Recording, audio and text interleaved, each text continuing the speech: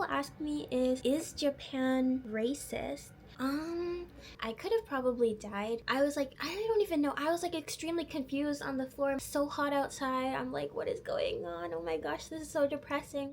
Hi guys! Today I wanted to talk about the reasons why I decided to move to Japan alone as a foreign woman. I originally moved here when I was 21 years old and I've been living here ever since by myself in this apartment.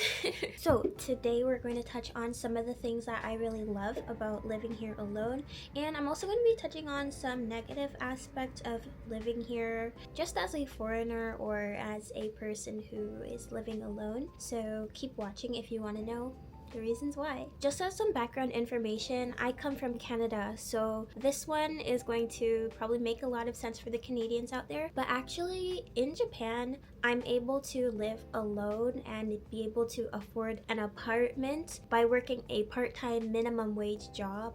Not minimum wage, a little bit higher than minimum wage, but a part-time job. That is completely impossible in Canada. It's completely unheard of. If you wanted to live alone in Canada, it's not really alone. You'd probably have to find a roommate or some type of like basement room. So I really love that I can live alone by myself and only work part-time. Now it depends on the area of where you're living, but apartments in Japan could be as cheap as $200 depending on where you live. My apartment does not cost $200, but if you live somewhere a little bit more rural or in an older apartment building, you could get really cheap rent. And like also the thing is, it's not like it's going to be like some type of like ghetto area where it's like super dangerous or something crazy like that. Usually what it is that it's going to be extremely far away from the station, and then also an older apartment building, things like that. So it's not really a safety concern. Well, actually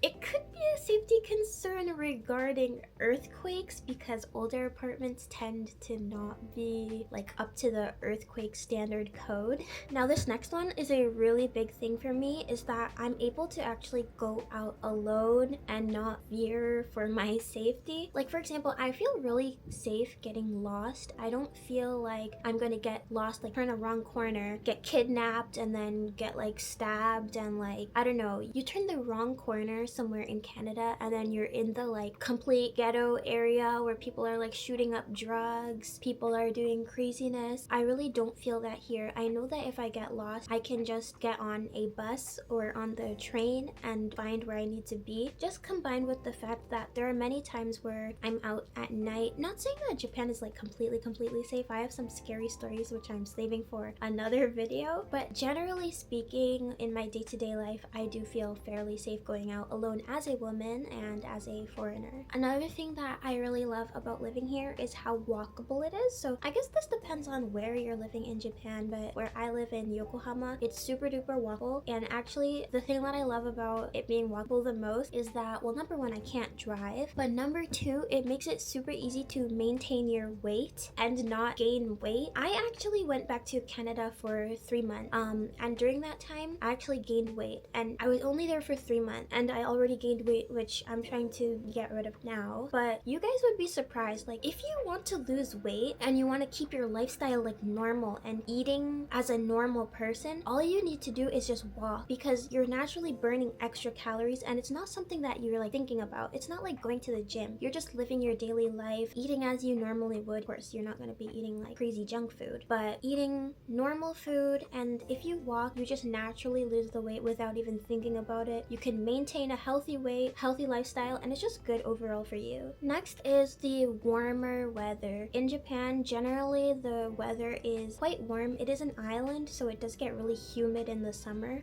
But something that I love, if you have like seasonal depression or something like that in the winter where it gets super gloomy and dark outside, every day is cold, every day's snowing or slush, even worse, like in Canada, and you just like the weather, it really brings down my mood, and it's probably like that that for a lot of you guys too. But here in Japan, generally the temperature is higher. Even if it's cold, it's like 8 degrees, right? It's not gonna be like -20. Well, it can be -20 depending on where in Japan you are, but I'm speaking about where I live in Japan, which is Yokohama, Kanto region.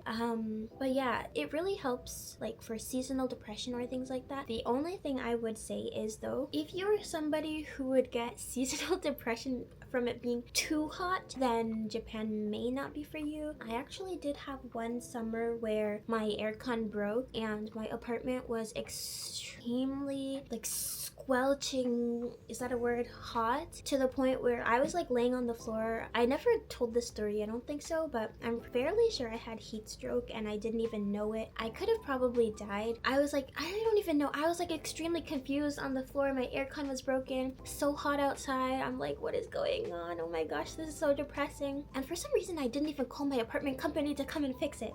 I actually don't know what was wrong with me at that moment. Like, I literally do not know what was wrong with me in this moment, but yeah. So as long as you don't get summer depression, then it's awesome.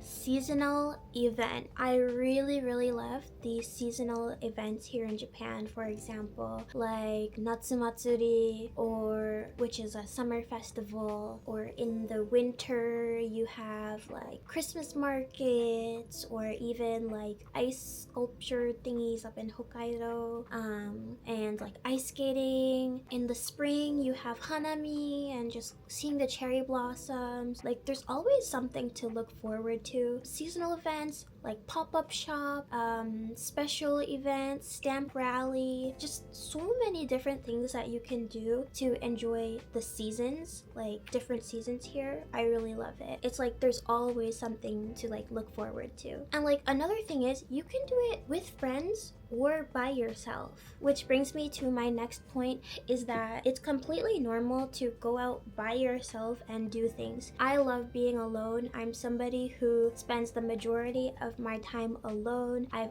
always spent my time alone. I love being alone, and I also love doing activities. So being able to do my favorite activities alone and not be like judged for it is so amazing. For example, if you go to like a udon restaurant or like ramen restaurant, the booths are individual booths. So you could just sit down by yourself facing a wall or facing the counter and just eat your food in peace. Or going to a cafe alone is completely normal. You can, get a single seat. They have a lot of seats that are literally just for one person only. Going for a walk, going to the park, doing anything. I don't feel judged by people for being alone. Now, do I get stared at? The short answer is yes, I do get stared at, and it depends, like the amount I get stared at depends on how I present myself that day. Which is also something I kind of wanted to talk about. So, for example, I have my hair straight right now. Ooh. And I don't get stared at that much with my hair straight. Actually, I'm pretty sure, yeah, I don't really get that many stares with my hair straight, but when I have my hair curly, I get people breaking their necks trying to look at me. People literally, I'll walk past them, look at me as I'm walking past. I walk past, they turn around and keep staring at me. Like, people will look a lot, and also it's going to depend on where you are in Japan. For example, if you go to the inaka, the super rural places, you're gonna get a lot more stares. Some other factors of, being predisposed to being stared at are probably having brown skin. If you're taller, I'm not tall, but if you are taller, then you'll probably get stared at a lot. Maybe if you have blonde hair or a different color hair. Maybe if you're bigger, like fatter, like just bigger in general, tall, or have more body fat. Yeah, just things like that. The more different you look, the more stares that you're going to get.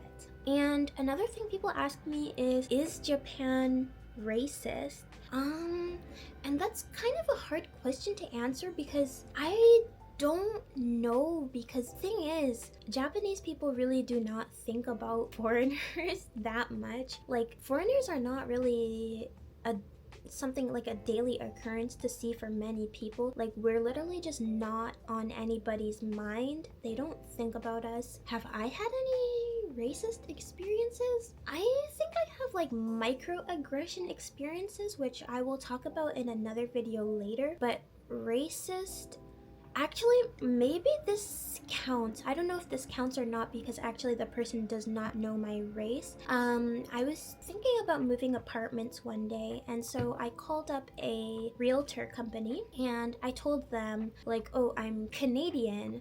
Is that okay for the apartment? Actually, no, sorry. I said I'm a foreigner. And then the apartment, they were basically like, oh, foreigners, it's a little bit difficult, foreigners. And then they're like, what's your nationality? And so I say, Canada. And they're like, oh, Canada. Okay, well, think about it. And I'm thinking in my mind, okay, I said I'm from Canada. They didn't see my face, it was on the phone. So they're probably thinking in their minds that I'm white, right?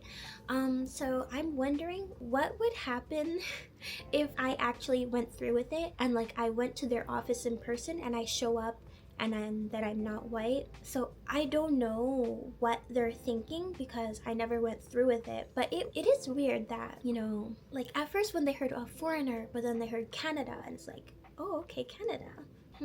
Like, I don't know what to think about that. Now, so the last thing I'm going to talk about in today's video is loneliness, living alone. As I said previously, I'm somebody who loves to be alone, so I don't get lonely that often. However, if you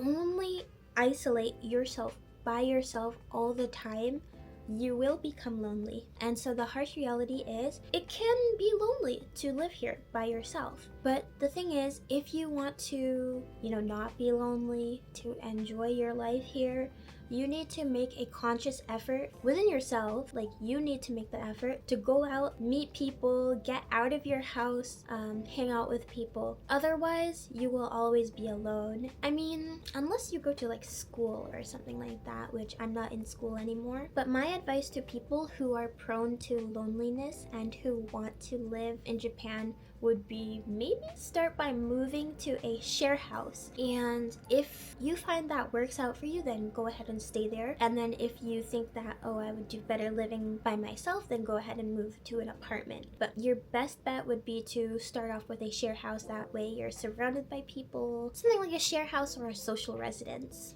So that's all for today's video. Thank you for watching. Make sure to like and subscribe, and make sure to comment down below what type of videos you want to see next. And I think you'll like this video. So bye.